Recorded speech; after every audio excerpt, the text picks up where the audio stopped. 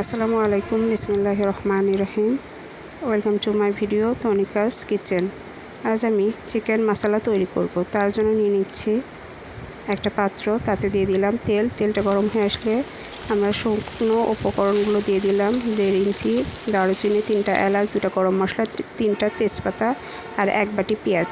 পেঁয়াজটা হালকা একটু ভেজে আসলে অ্যাড করলাম স্বাদমতো লবণ, 1 চামচ হলুদের গুঁড়া, 1.5 চামচ মরিচের গুঁড়া, আদা রসুন জিরা বাটা 2 চামচ, আর অ্যাড করছি এখানে বাদাম বাটা। তার মধ্যে আছে পোস্তদানা, কিশমিশ, কাঠবাদাম, পেস্তা বাদাম, কাজু বাদাম, চীনা বাদাম, সব কিছু একসঙ্গে মিলিয়ে আমি এটাকে কষিয়ে নেব। আর অ্যাড করছি আমি এখানে ধনিয়ার গুঁড়া 1 চামচ আর চিকেন মশলার গুঁড়া 1 চামচ।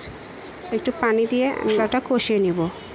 কষিয়ে নিয়ে পানিটা শুকিয়ে আসলে আমি এর মাঝে 4টা আলু কেটে ভেজে নিয়েছি। আর এখানে অ্যাড করছি 2 চামচ টমেটো কেচাপ দিয়ে আমি আবার এটাকে মিলিয়ে নিব। এখন আমি চিকেনটা অ্যাড করব।